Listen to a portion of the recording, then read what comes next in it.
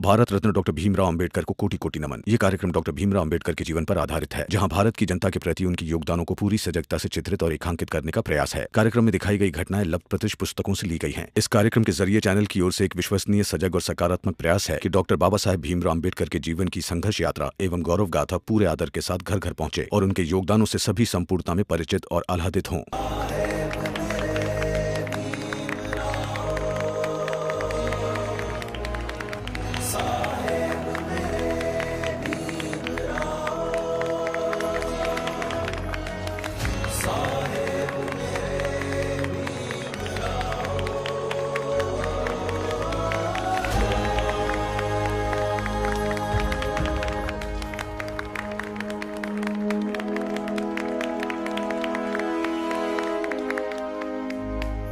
बधाई हो, 2 बच्चों का बचपन बचा लिया आपने।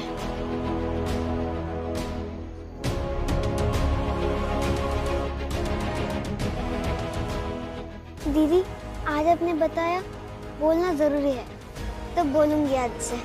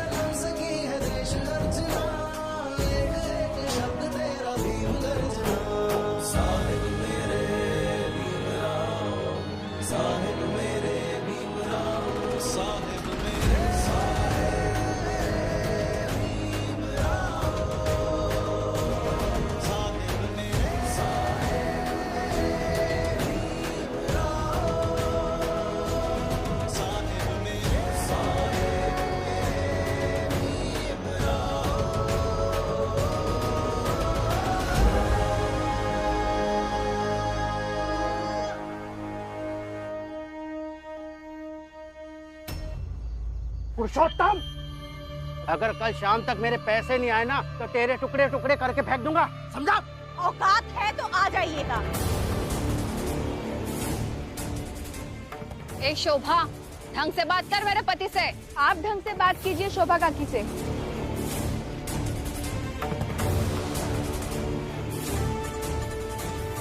और तुम लोग क्या शादी करते? एक दूसरे के प्रति इतनी तो इज्जत है। अभी हम जाते हैं, पैसे तो हम ले ही लेंगे। और एक बात, आप लोगों ने अगर कमला के साथ जरा सी भी ज्यादती की ना, तो मैं आप लोगों को छोड़ूंगी नहीं, जेल भिजवा दूंगी। और हम पता तो लगा ही लेंगे कि आपने कमला के साथ क्या किया है।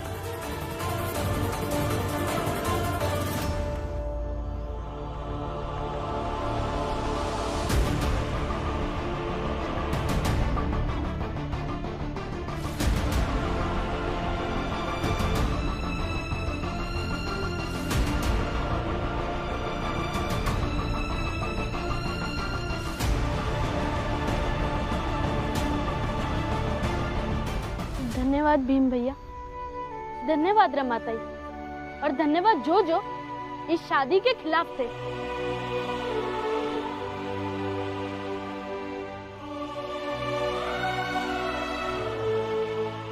और हम इतना तैयार होके आए थे, हमारा क्या? अब हम ऐसे ही जाएंगे तो सबको पता चल जाएगा कि हम भीम से जुड़े किसी आदमी के शादी में गए थे। चलो भाइयों, हमें तो लगा था कि पुरुषोत्तम ताकत वाला है, लेकिन ये तो हम सब से भी कमजोर निकला।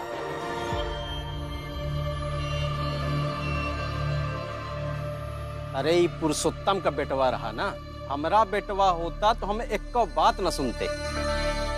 घर के मामले में घुस रहा है भीमराव, तो विचार विमर्श कीजिए, रात रात भर सोचिएगा कि आगे क्या करना है, भीम को कैसे नीचा दिखाना है।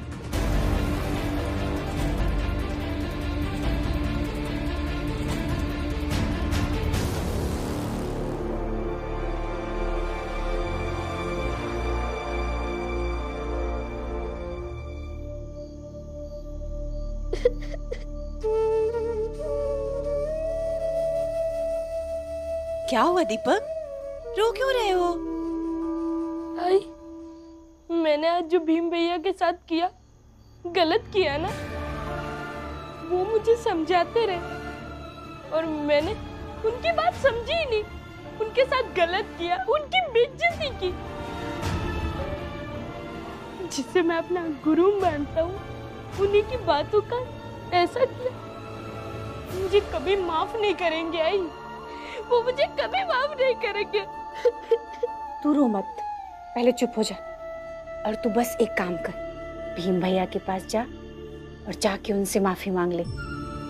वो तुझे माफ कर देंगे और तेरा मन भी हल्का हो जाएगा। हाँ, आप ठीक कह रही हो, मैं अभी जाके भीम भैया से माफी मांगता हूँ।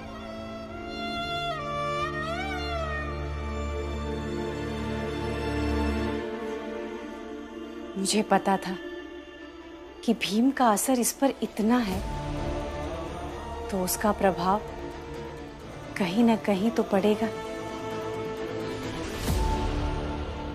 रमा, अच्छे से समझाने से व्यक्ति जरूर समझ जाता है, भले ही तुरंत ना समझे, कुछ देर बाद, कुछ दिनों बाद समझ जाता है, लेकिन समझ जरूर जाता है। हाँ, और मैं दावे के साथ कह सकती हूँ कि दीपक के दिमाग में आपकी बताई गई चीजें हैं, जिससे वो ये समझ पाया कि तितली पकड़ने को प्राथमिकता देने वाली लड़की से उसे शादी नहीं करनी चाहिए। और दीपक यही समझदार, बहादुर लड़का है। देखना, वो आगे जाकर बहुत बड़ा बनेगा और हमारे समाज के लिए, हमारी जात के लिए एक उदाहरण बनेगा। भीम भैया,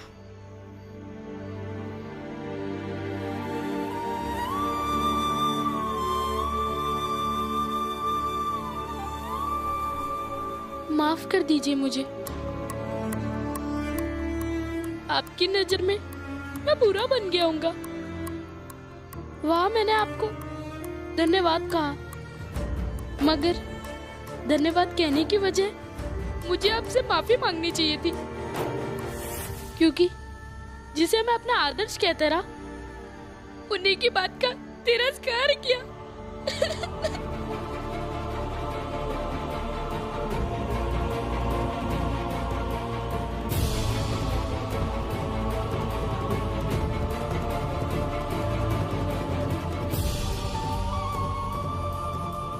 रो मत दीपक, रो मत। भीम भैया, मैं समझ नहीं पाया था, जिसे आप अपना गुरु माने, आदर्श माने, उस पर पहले विश्वास करें, पुख्ता विश्वास करें कि वो जो कह रहे हैं सच होगा। और मैंने आपकी बात समझी ही नहीं, इसकी भी कोशिश नहीं की भीम भैया कि एक बार आपके साथ बैठकर पूछूं कि भीम भैया, मैं विवाह क्यों ना करूं। अगर पूछता तो ये तितली वाली घटना आप चाल के आंगन में ही समझा देते। भीम भैया, माफ कर दीजिए मुझे, मुझसे गलती हो गई। मुझसे नाराज मत होइए।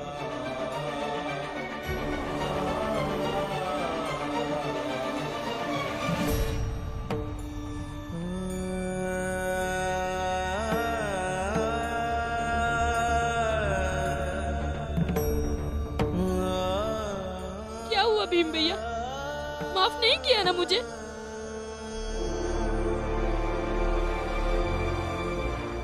दीपक, तुम यहां आए मुझसे माफी मांगने, तो मेरा यह कर्तव्य बनता है कि मैं तुम्हें रिश्तों का गणित समझाऊं। मैं तुम्हें मेरे और तुम्हारे बीच के रिश्ते का गणित समझाता हूं। अब देखो, ये जगह जो तुम्हारे और मेरे बीच में बनी है, ये जगह हर रिश्ते के बीच होनी चाहिए, जिसमें हम अपना द्वेष, गुस्सा, कुंठा, तिरस्कार, पश्चाताप सब उठाकर फेंक सके।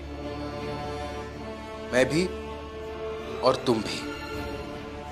और एक बात जरूर याद रखना, किसी भी घटना के घटने से या किसी भी विषय पर वैचारिक मतभेद होने से या परिस्थितिवश अलग अलग रुख लेने से रिश्ते खराब नहीं होते। वैसे ही तुम्हारा और मेरा ये रिश्ता कभी खराब नहीं होगा। हाँ, इस घटना के घटने से हम दोनों आहत हुए हैं, ये बात सच है। लेकिन इसीलिए आज अभी उन सब चीजों को, उस गुस्से को, उस पश्चाताप को उठाकर इस जगह में फेंक देते हैं। हाँ भीम भैया, आप सही कह रहे हैं, मैं भी फेंक देता हूँ। अच्छा, हर एक व्यक्ति को अपने रिश्ते के लिए इतना समय निकालना चाहिए जैसे आप कर रहे हैं।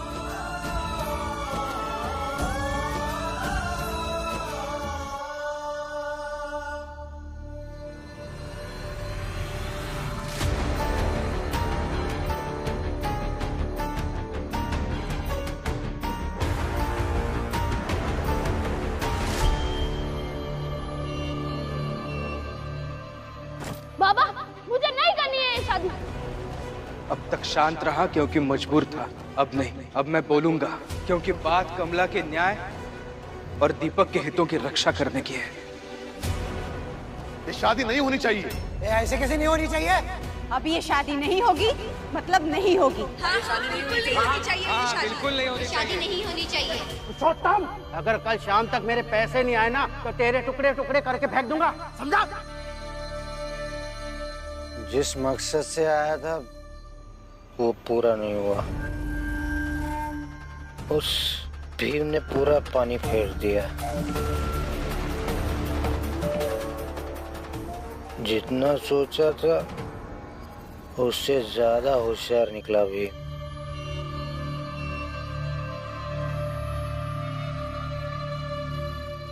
मेरी गैर मौजूदगी में दीपक के दिमाग में ऐसा कुछ भर दिया कि उसने शादी करने से इनकार कर दिया।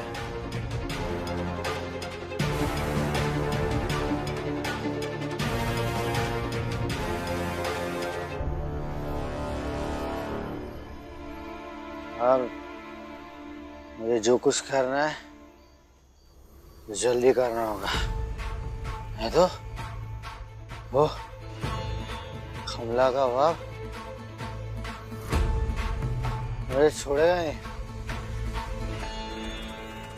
छोड़ेगा नहीं मुझे,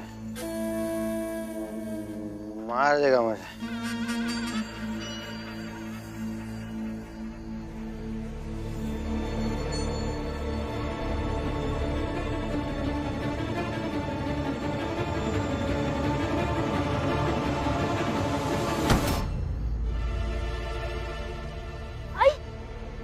लगता है ये बाबा है। अरे क्या हो गया? उठो, उठो।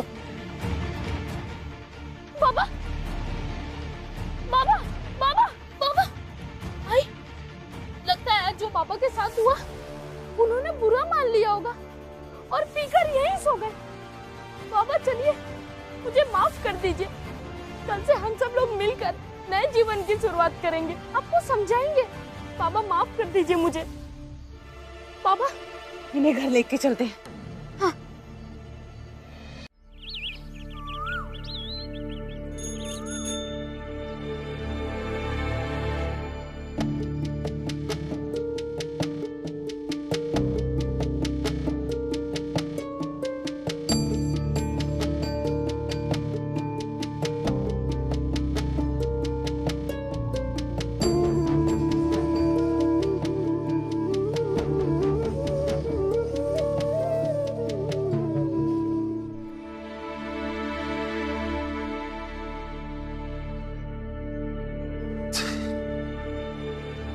क्यों लाया उठा कर यहाँ?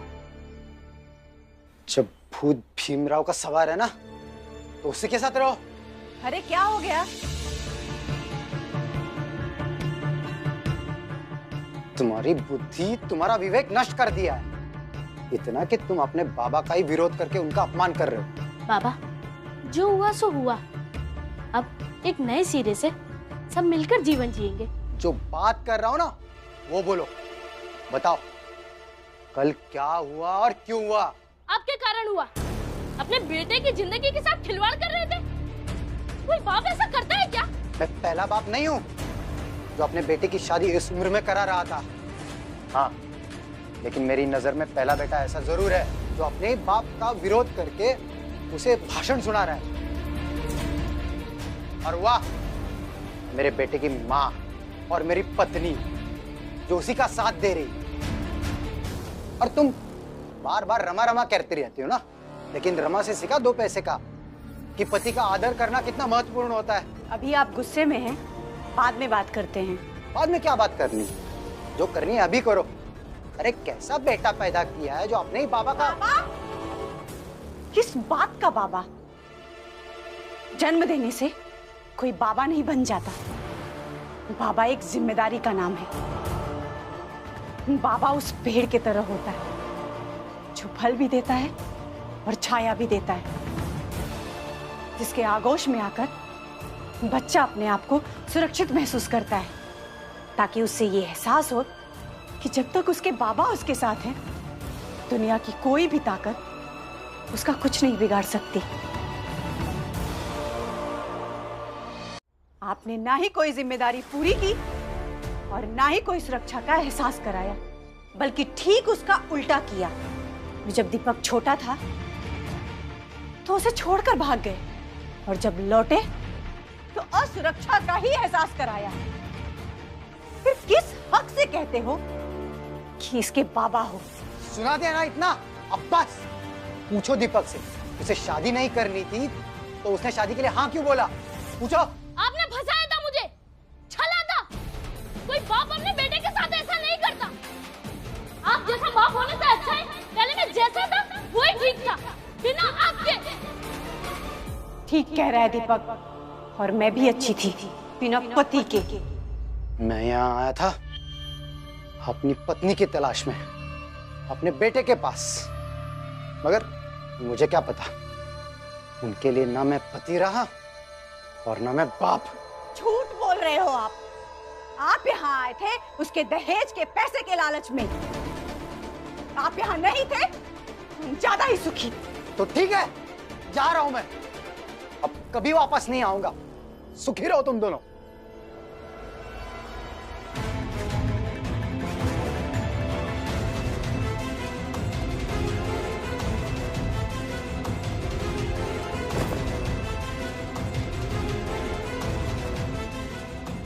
आनंद, करुणा, लक्ष्मी, सब लोग सुनो, एक अच्छी खबर है।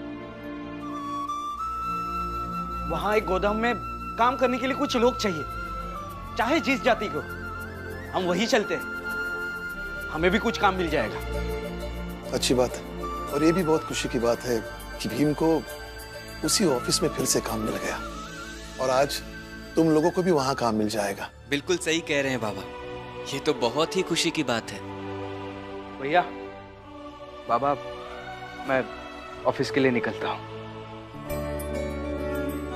ये लीजिए। भीम भाव, मुस्कुराते हुए जाइए। आखिर ऑफिस के मैनेजर को पलट दिया, ये भी तो आपकी जीती हुई। अब देखना, सब कुछ बदल जाएगा आपका। तुम्हारी योग्यता पर हम सबको बहुत गर्व है, और उसी योग्यता के हिसाब से तुम्हें ये नौकरी मिली, तो अच्छी सी मुस्कुराहट के साथ जाओ। और हाँ भीम, थोड़ा इसलिए भी मुस्कुराना कि तुमने एक बसा बसाया घर उजाड़ दिया। एक भी बार सोचा बेचारा वो दीपक तुम्हें कितना मानता था, लेकिन तुमने तो उसका पूरा जीवन ही बर्बाद कर दिया। पता नहीं अब उस दीपक की शादी होगी भी या नहीं। मैं निकलता हूँ पापा। भीमराव, बाहर आओ भीमराव। इन्हें क्या हुआ? आना है तो जाओ, तमाशा क्यों कर रहे हो? तमाशा क्यों कर रहा हूं? इसने इतना कुछ किया मेरे साथ और मैं तमाशा ना करूं? भीमराव, आओ यहाँ।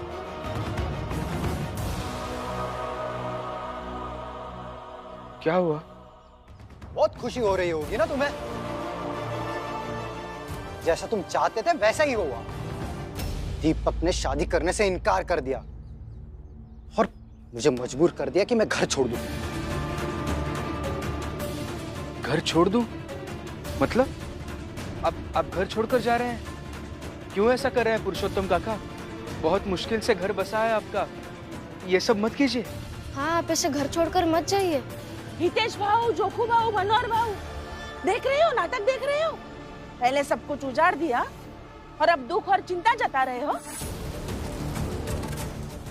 जीजाबाई, ये कोई नई बात नहीं है, सालों से देखते आ रहे हैं, अब तो आदत सी पड़ गई है।